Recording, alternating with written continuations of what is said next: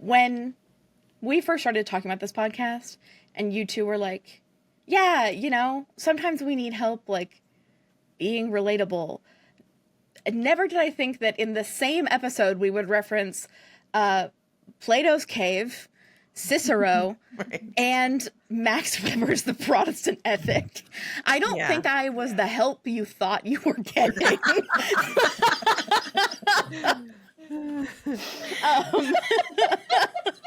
I think we might have just doubled down. We're so current. We're like the cover of Us Weekly. Does Us Weekly even exist anymore? I don't think so. Cool. Great. Yeah. 3 women talking about politics.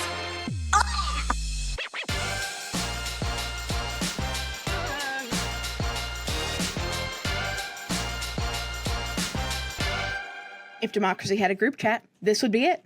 Welcome to Organizing Chaos with Roots to Results, where we'll unpack what's happening in the news from an organizer's perspective and give you the tools you need to do something about it.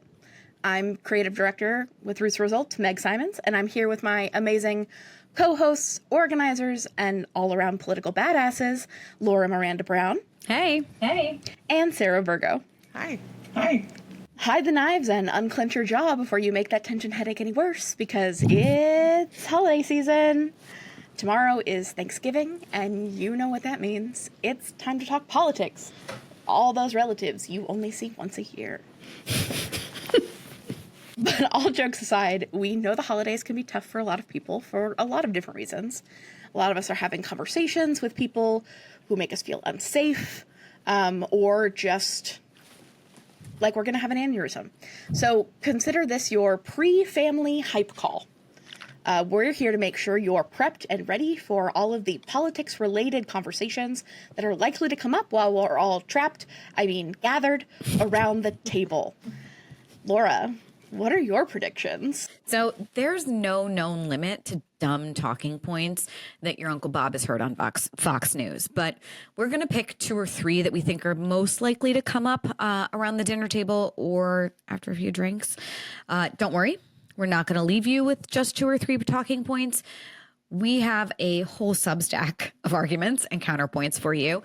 And Sarah has even created this pretty awesome pocket guide that you can download and have on your phone so that as Uncle Bob is like stumbling around and rambling, you can look down at your phone and confidently push back on the unending bullshit. Sarah, before we dive into specifics, do we have to? Like, why is it important that we remind us why it's important that we have these conversations? Why can't we just shove pie in our mouths and stew in silence while Uncle Bob watches football? Sure. I mean, you can, but if you're like us, you're not going to. So you better can to be prepared. if you are physically capable. If you have self-control, sure, Right. you can. Sure. I don't. But I think all jokes aside, people that know better do better. At least I hope. Right. So it's not always true, but I feel like we can't let them have the last word. And I always have those conversations and bring up these points and kind of try to correct the misinformation and maybe debate, maybe fight, but for the little people around the table who are listening in. So in 20 years from now, they may not have to have the same conversations because you've already done a lot of that work and corrected a lot of the misinformation. So be the cool aunt, uncle, say the things that they are hoping to hear and influence those people that are around. It's giving Plato's Cave, right? Like, right. We have seen the shadows on the wall, and we may never convince Uncle Bob that those are, in fact, just shadows, but maybe we can convince Cousin Abigail and little Timmy. So we put on our thinking caps and tried to map out like 5-ish things that we thought were going to come up around the kitchen table based on just like the hellscape and general trash fire vibes that are the news right now. Mom Donnie's win, SNAP benefits, and kind of welfare in general. The government shutdown, ICE and immigration enforcement in general. And then why the hell is everything so expensive? Trump's tariffs and affordability and the cost of living. We're going to tackle a couple here on the podcast, but we are deeply committed to our 20 minutes and we are chatty. We are going to tackle 2 here on the podcast, and then everything else will be covered in the rebuttal guide. Okay, well, with that, I'm going to speak as clearly and as quickly as I possibly can because I am picking Mamdani. I was born in New York City, and I've lived in New York City or just outside the city for all but like 3 years of my entire life. If you have family members who are worried about like the quote socialist takeover or the communist takeover, because people don't seem to understand the difference between those two forms of government, I would recommend that you remind whoever you're talking to that New York City has already had a socialist mayor before. In fact, there's an airport named after him, Fiorello LaGuardia. If you do not know New York City history, LaGuardia was responsible for projects that created jobs during the Great Depression. Some of the projects are pretty fucking famous. Have you heard of JFK Airport? Fun fact, it was actually called Idlewild at the time it was built. LaGuardia Airport, the Triborough Bridge, the Brooklyn Battery Tunnel, the East River Drive, massively important infrastructure projects that took place under his leadership. And he didn't just take those on, he expanded social services and created low-cost housing programs to help the working class. Does that sound like mildly familiar to anybody? Oh, also, we should note his official political party was the Republican Party. Anyway, New York City works because it's a place where millions of people live in very close quarters and use shared government services.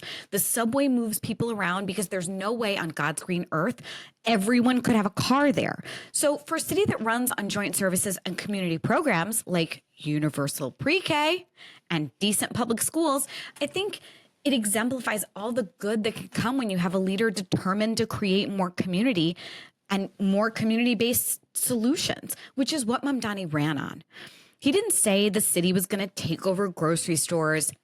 I cannot tell you how many times I've heard this talking point, that he's just going to like get rid of all of the privately owned grocery stores. Like that is 100% not what the program is.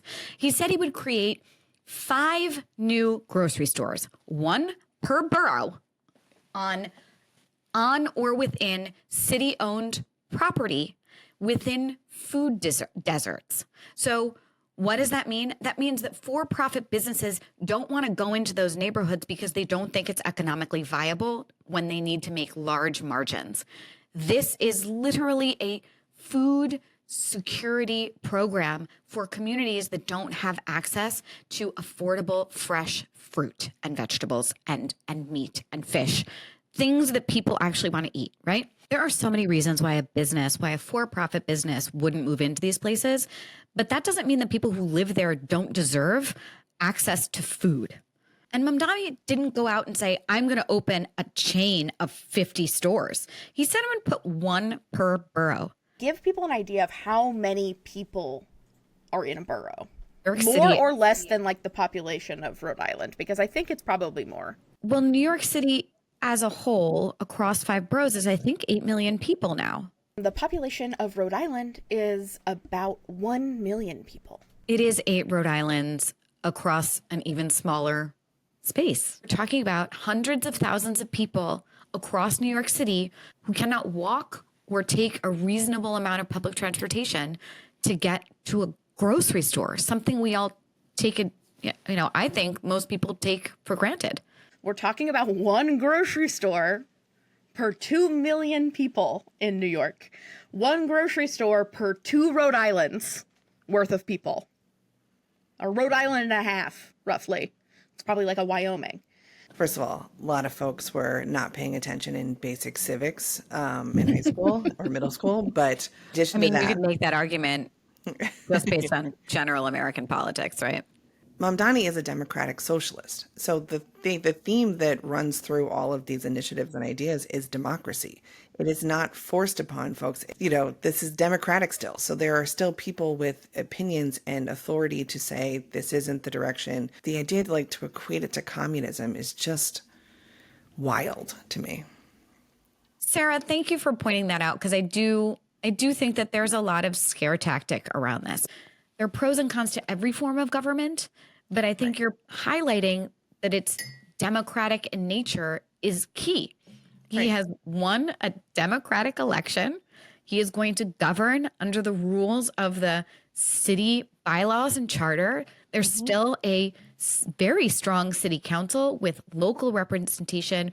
This is not a dictatorship. This is not a government takeover of anything. This is, I think, a guiding principle, an ethos of what communities should look like for this particular place, right? That's what I think is so important to remember. What's going to work in New York City may not work well in other places, right? It just may not work well because it's not as dense. There aren't as many people. There isn't a way to spread the work out, right? That's what's really great about, in my opinion, the American system, is that each community gets to decide what's best for them. If your family is still freaking out about this, right, and they don't live there, maybe they've never visited, and they're likely terrified to visit because, once again, Fox News has told them it's a horrible place to be, redirect the conversation. Ask them what their mayor ran on and wait patiently when they have no response. For all of you listening, I deeply, deeply hope the relative who comes at you with this lives in one of those towns where an animal has been elected mayor. That's my holiday wish for all of you. Sarah, I know you love preparing people for debates. I know you've got a good one in there. Yeah, someone who's hired to prepare people for debates, this might be my favorite episode. But I mean, if we're still pretending that Thanksgiving is this wholesome origin story instead of colonizers stealing land and lives. I don't think we're pretending that. I encourage people actively to not. In fact, please channel Wednesday Addams. You have taken the land which is rightfully ours. The gods of my tribe have spoken. They have said, do not trust the pilgrims, especially Sarah Miller. Gary, she's changing the words. Disclaimer, we are not recommending you set the house on fire. Channel the vibes, not the arson. Right. Give the speech, don't light the match. Yeah, exactly.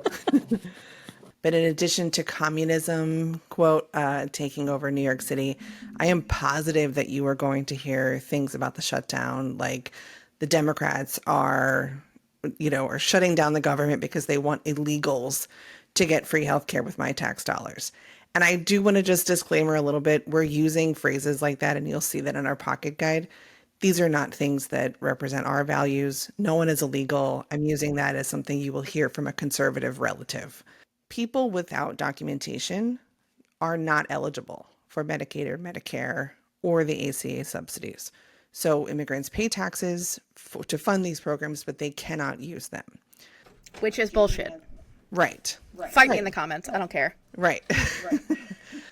JD Vance recently said that part of the argument for the shutdown was because he doesn't believe that we should be saving non-American lives. Oh, brother, this guy stinks! It is intentionally misleading, right, to say that this is the thing that Republicans are holding firm on. This policy that allows for emergency medical treatment only, that is the only time that immigrants or people without insurance are able to access care in an emergency situation. This has existed for nearly 40 years. So this idea that it's this new concept that Democrats are pushing because they want that included in some sort of negotiations, it's not true. We have had this always. They're trying to repeal some of these things and use that as a tactic to further promote this propaganda against migrant populations and people that are not U.S. citizens. I want to just quickly explain the law that allows that is EMTALA, and it's the Emergency Medical Treatment and Active Labor Act. Basically, it means that if you show up to an emergency room and you are actively in need of acute treatment or you are in labor, you cannot be turned away. So it prevented people from dying because they were just too poor to get treatment. Of all the money spent for emergency medical treatment through this program, 0.5% of it is spent to treat immigrants. So this idea that this is costing us billions of dollars a year and this is a huge drain on the economy, it is not true. Absolutely not true. This law exists because it was a moral obligation, according to the legislatures involved, and was promoted and signed by the Lord and Savior of the Republican Party, Ronald Reagan. He made it a huge part of his presidency to push for this, to make sure that we were treating people and people were not dying because of any kind of economic insecurities. And I'm certainly not a Ronald Reagan fan, but if we are going to talk about references and examples, this is someone that the Republicans love to reference as the greatest thing ever, greatest president ever. Even he said this is a really moral failing. So if people are not willing to discuss the cruelty that's involved in this, they're not ever going to really understand what you're talking about. I think we have pretty well armed our organizers here for their kitchen table conversations. But what about those long flights and road trips? Can we give some audiobook or podcast recommendations to, either keep the learning going or to make sure they are armed and ready when they walk into these conversations? Okay, I'm jumping in here. I honestly don't know if there is an audio version of this book, so you may have to take it out of the library and read aloud to each other as you're driving, because my very old school pick here is Max Weber's The Protestant Ethic and the Spirit of Capitalism. It's admittedly a little dense, but it's worth working your way through. And I actually think it's kind of Thanksgiving-y because it ties together those most American themes. Puritans arriving in a new land and using their religious beliefs as a cudgel. I mean, a foundation for a new form of society. So that's my pick. There are a million podcasts like ours. You can listen to us on repeat if you want, but probably my mom wouldn't even do that. But I bet Sarah's got podcasts. Yeah, I love podcasts and I love books. But I think since we're giving people some tools to navigate these very tricky political conversations, I'm going to suggest it's a podcast with Sarah Marshall called You're Wrong About. It's a really great way to better understand history and why people think the way that they think. A lot of our opinions are formed because of good marketing most of the time. So really interesting podcast. Highly, highly recommend. And then for books, I'm going to go with How to Win an Argument, Cicero. And a recent favorite, it's a good book. I know it's very old. I get it. I went in 1905 It's and good. you were like, I'm going to go back even further. I'm going to go back. Yes. It's very good. But it gives you a very good understanding of just arguments and debates that's still very relevant. And then I'm going to have one recent one, which I love, How to Piss Off Men, Kyle Prue. I didn't know he wrote a book. Yeah. I have been following his TikTok forever because it's hilarious. It is. It's so good. I can't wait to read this. Yeah, I can't believe I didn't very write this quick book. read. I'm so annoyed with myself. Like one of the, especially during a Thanksgiving debate, you can respond with, it seems like you're having a lot of big feelings right now. That will shut people up quick. Or referring to any kind of heated exchange as a hissy fit really shuts people up. I also loved, this is such a good book, but I loved, you have the confidence of a much taller man. Just really stab at the heart there. So if all else fails and you don't remember some of the talking points or the arguments, or you're feeling not sure, just bruise the ego. That always is effective also. That shuts them up quick. As per usual, I'm going to make this about the courts. For the just general chaos and understanding the general chaos that is what's happening with the Supreme Court and courts across the country, I'm going to recommend two books, both by the same author. One of my favorite people who writes about and comments on the courts, Elie Mystal. He's got two books, Allow Me to Retort, The Black Guy's Guide to the Constitution, and Bad Law, 10 Popular Laws That Are Ruining America. I think they do a really good job of not just telling you what's in the Constitution, but showing the disparate impact of how the same Constitution impacts different communities. Mutual Aid, Building Solidarity During This Crisis by Dean Spade is a great and very short book. But those are my recommendations. They're all short, and Elie Mystal's audiobooks are, in fact, very funny. As a result of Trump 1 and Trump 2, I have been essentially unable to read nonfiction. I'm going to try really hard to read what you guys are suggesting, but I really doubled down on cozy murder mysteries that take place in like the English countryside, or like fantasy novels, because at least in this alternate world with dragons and fairies, there is a resistance to the overt fascism, and I can get behind them, right? So maybe at some future date, I will give you a very, very long list that you could probably just look up on Book Talk of really great fantasy books if you really just need to remove yourself into a place that doesn't exist where you could ride a dragon. All right, folks, we're coming up on our 20-minute limit. Don't forget to check out our social media feeds for the downloadable conversation guides. Thank you, Sarah. You can find us on Instagram and TikTok at Organizing Chaos Pod. Second reminder, this is where we start our every 2-week schedule. So we'll be back with the next episode on December 10th, where we'll talk about why local politics matter and how you can get involved. And until then, we did it! Under 20 minutes. You get your outro today. That's it for this episode of Organizing Chaos. Go outside, touch grass, eat some pie, and remember, the group chat is only part of the movement. See you next time. Bye. Bye!